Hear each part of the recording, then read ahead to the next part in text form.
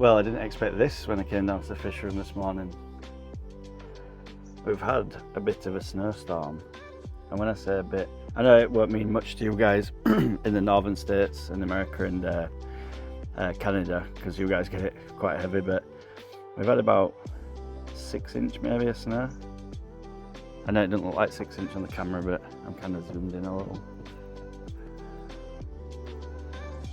which I was expecting.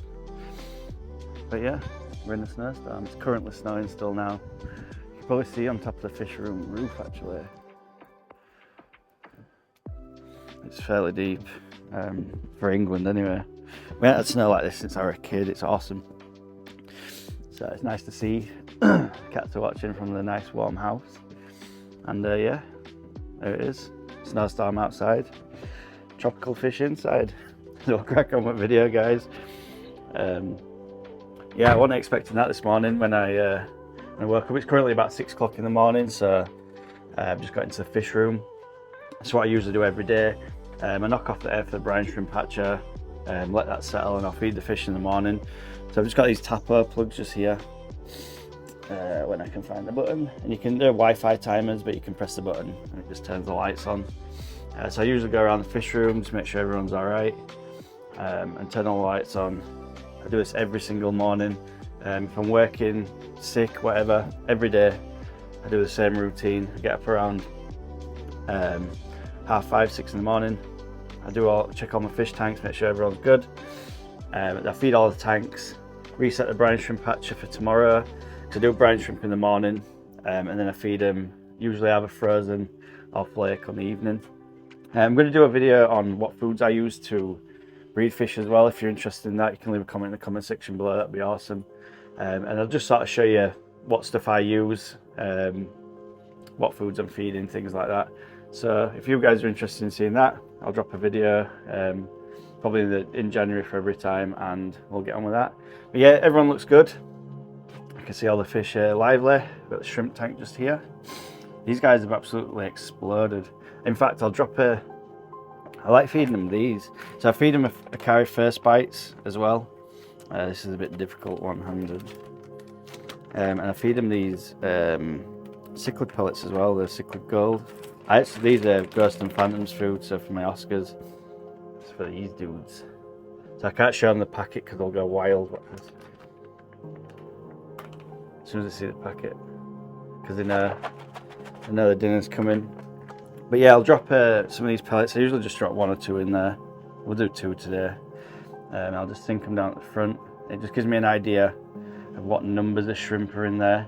So I'll pop them in there for now, and I'll come back to this tank, and you'll just see this tank is absolutely bursting with shrimp. So I'll leave them there for a moment. We might as well feed Ghost and Phantom because I don't want to tease them. Again, these guys just get a loose handful, and drop some of these in the tank for these guys. It's got a lid on it, so it's a bit of a pain. A couple for Phantom, a few for Ghost. Don't start bickering. This is for both, yeah. One Ghost. If I tap on the glass like this, Ghost usually comes over because he knows I put some of his breakfast biscuits in the tank for him. But I don't feed too heavy with these guys. You can see it's quite malmy on the bottom. I did a massive water change yesterday, and I actually vaxed the glass so it were absolutely spotless. Problem is with cichlids this size, big food, big poo. That's the problem you get. So a lot of people do bare bottom tanks. Although lately I've been thinking about doing a bit of a gravel substrate or something. I just think they need a more home environment. This is a bit sort of sterile for him, which I don't really like for him. So moving on anyway, we'll go over to check out the baby rams. So this is another batch of German blue rams. The other ones have gone now. Probably say there's around 60 maybe. It doesn't look like that, but if you get close, sorry about the glass, guys. Jesus, I always tell myself when I watch other people's channels, I can't believe I didn't clean the glass, and look at me, disgusting. That's because I was doing some water maintenance and water changes and some maintenance yesterday. I was pulling out some hair algae and things. Yes, my Amazon sword looks horrendous. But 2 days ago, I put in some API root tabs, not sponsored by them or like that, but put in some API root tabs along all the plants and all the tanks. In fact, these tanks got some as well. But yeah, it's looking pretty nice. I've set up this little moss thing. I found some moss on some bark, and it's been in the water for some reason for ages. It must have fallen off something. And I've just set up one of these pipes off a fluval breeder box, so that's just trickling water in real slow. Not sure if you can see that. It's just pumping up air and pulling some of the water up from underneath. And I'm hoping with the new light situation, the floodlight and the water trickling, I'm hoping it starts to grow. It is longer. It's been there for 3 days now. I've got the light on full time at the moment because I'm trying to get this to come back without creating too much algae.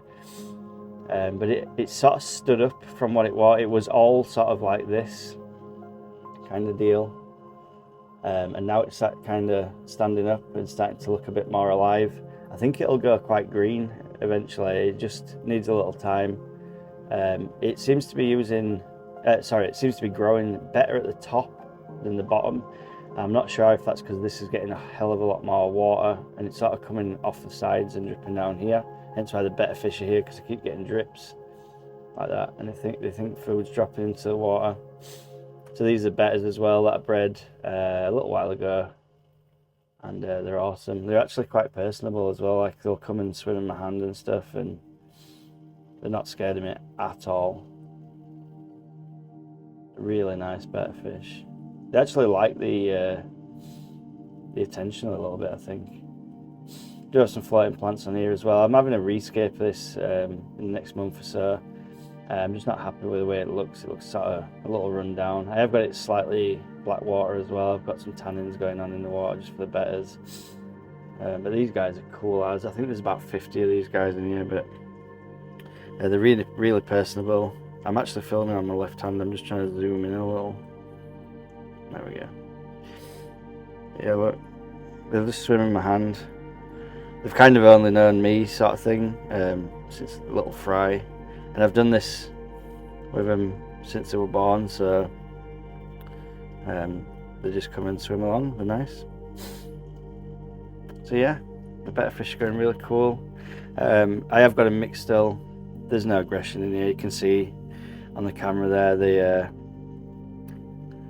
They do quite well, betta fish together, I think, if you've had them from young or birth, and you keep them together. The problem is with betta fish is if I change the dynamics of the tank, by that I mean if I added more betta fish, or losing the zoom a little bit here, if I added more betta fish or took some away, it sort of upsets the hierarchy, I think, a little bit, and then we start having problems. But if you just keep them the same, it's easy for me to say because they'll stay together and go together, sort of thing. Sorry about the reflection from the light, guys. I'll try and cover it a little. Then it seems to do really good. Back to this tank. As I always say on my channel, I kind of tell you the good with the bad. These are my Apasto. Yeah, I don't say it like that, do. Apistogramma, cockatoides, triple reds. Yes, there's algae everywhere, I know. And we've got 3 females in here. The male actually passed away, which is a real shame. So I'm not sure what I'm going to do with these guys. I don't know if I'm going to try and get another male and breed them again, or if it's time for maybe they go to a new home and we start something new. I've been looking into doing angelfish and also the blue acaras. I'd really like to start a breeding colony of the blue acaras. That'd be awesome. So this is a up and coming project, a future tank, call it what you will, and we'll see what happens with that. Again, I haven't cleaned the glass, and I always tell people off when I'm watching YouTube videos. I'm like, oh my god, I can't believe you ain't cleaned the glass and you're filming and rah rah rah. Well, this is a fish room to breed fish. It's not display tanks, and that's my excuse for today.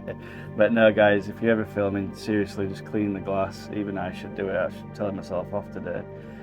This is a breeding pair of German blue rams. The female's just eating all her eggs, so the male is not very happy. So he keeps chasing around a little bit. She's hiding a lot. This is the female. That's the male. awesome colours. These are my rams that I breed. I've been breeding these for quite a while now, and I've been selectively breeding the red nose, the red fins, and obviously the German blue ram patterns. So these are super red German blue rams. These are one of my best breeders, and I'm going to be packing them in soon to have a happy life in the 500 litre tank, which is going to be really good for them. I think they've done enough work for me. And she's just eating the eggs off this little terracotta pot, which you can see in the background, and you'd be able to see it much better if it focused because of all the watermarks that I haven't wiped off. But yeah, that's them guys. There's some baby German blue rams in this tank. I think there's around 9. Some of them did die originally. It's a little bit milky, this tank, actually. I think there's a bit of a bacterial bloom going off or something. Everyone's healthy. We've got some shrimp in there that are doing fine. Usually if you're doing shrimp and they're fine, then you're good. The plants aren't discoloured or going brown or anything like that, so that's telling me that the pH is neutral or very close to neutral, and everyone's doing well. I'm not one for chasing pH or testing hardness or TDS or any of that stuff, because it just doesn't work out like that. People that say, you know, test your water, do this, do that, whatever, it doesn't work like that. You can see, once you've been fish keeping a while, you can see the signs. You know, if you've got this going on and you've got these bubbles, they're like, see the ones that are popping fairly fast, they're traveling across the water, like out here. Change your water. Chances are you've got ammonia, something's not right with the water. If your plants look like this, then you're good to go. I don't know if I've got any dead ones or dying. If they look like they are going a little brown, yellow, like this is likely to be a nutrient deficiency in the water for the plants. But if they're going very clear or see-through, sort of like this leaf on here where it's gone like sort of dead, and this, and brown, chances are your pH has dropped under the recommended for that plant. If they look like they're getting burnt, in other words, chances are your pH has dropped below 7, or it's way crashing, going down to 5 and 6. If your fish are acting funny, change your water. You don't need to really be testing.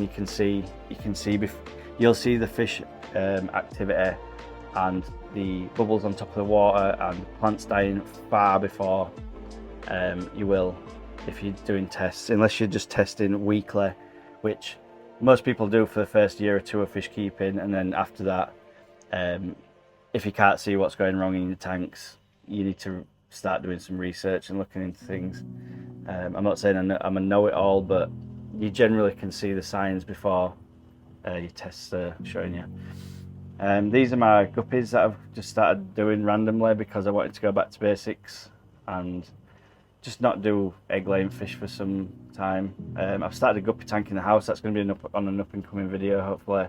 So I've just got these guys, a bit of a trio. No, they're not sort of, you know, purebred guppies or out like that. They're not even the same colour variants. I'm just making a Skittles bunch to have a bit of fun with, and they're going to be moving into the house tank.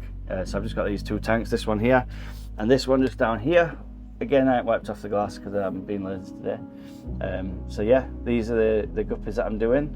If you guys know the variant or variety, then let me know, because I have no idea. I'm just guessing. I've tried to go for the females with the black tails like this. I don't know why. And I've got a male actually that's got a really black tail now. So I might try and not line breed them, but I like that look of that guppy, so I might try and breed some of them. They're pretty cool. This is a new breeding pair of rams. Actually, we've hit a bonus here, guys. Apart from the glass being absolutely disgusting, if you look on top of the cook, these guys were added into here from my group of rams, so this tank. I picked out a male and a female, or what I thought it was, because these are juvenile fish. And I wanted to retire these, as I've just said, and I've picked out 2 German blue rams, and they've actually spawned after 1 day. So romance is in the air. I can't zoom in on it because the water spots are horrendous on the tanks. But yeah, you can see it just there on the coconut hut. There's German blue ram eggs. which I really didn't expect, to be honest. I guess I'm becoming the ram whisperer or something, because no matter what I do, I can breed this fish so easy. It was my nemesis fish. If you guys have been around for a while, I could not breed this fish at all. Like, it was impossible. I couldn't do it. I tried for like a year and a half solid, and I just couldn't get them going. But now I'm breeding my own rams to spawn. It just works out so much better. I will say, people ask me all the time, how do you look after the rams so well? How do you breed the rams? And rah. It's all about the initial pair that you get. It's nothing to do with I'm the best fish keeper at all. Like, people breed rams all over the place, all over the world, and it's all about the quality of your breeding pairs. If you have to go to a big box store and buy 2 rams, try and get a male and a female together, and then what you're looking for is getting that first pair to breed, because the first pair are likely to die fairly fast. They're being bred in mass, they're not being fed right good. Obviously take care of that first pair as much as you possibly can, but the chance of them surviving is very slim. You're after the babies that they produce, because once they've been hatched in your water and they've been grown up in your water, you can just look after them so much better. Give them brine shrimp, frozen foods, look after them, get the temperature right up. I keep my tanks at 84 degrees Fahrenheit. They're really warm, and that just really helps with the breeding. So these are obviously the babies from the ones above. They ain't got the colours yet, but they're getting the little red nose that the parents have. The male's got it more, but he's a little bit bigger than the female. But I'm hopeful that these guys will make a good breeding pair. I know they've laid eggs now, but they'll probably eat these by tomorrow morning. I'm not going to pull the eggs or anything like that. But now I know I've got a viable pair.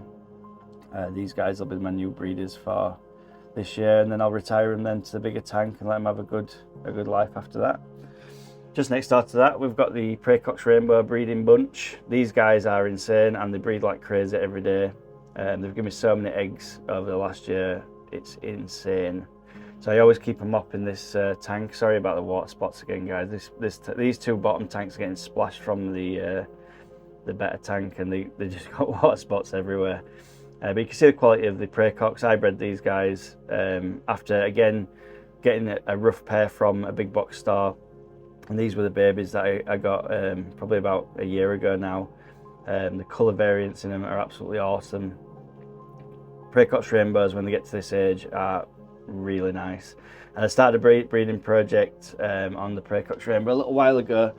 And the fry was in this tank. Now I did a big water change in here, and I'm not saying it's API's fault or anything like that, but for some reason I did the big water change and it just wiped out the tank. Now I found that the chlorinator can reduce the oxygen levels in the water column. The day that I did the water change, I was in a bit of a hurry, and I didn't measure the chlorinator. I just sort of like dumped it in. And I think I put too much in for the water volume of this tank, and it just killed them all. So I've actually reset the tank, started again, and you can just see now we've got, I don't know why we're getting blurry cameras. You can just see on the top there. So we've got fry. These are Praecox Rainbows and blue. Hopefully you guys can see them all right, and it's not too blurred. I don't know why we're getting blurry camera, but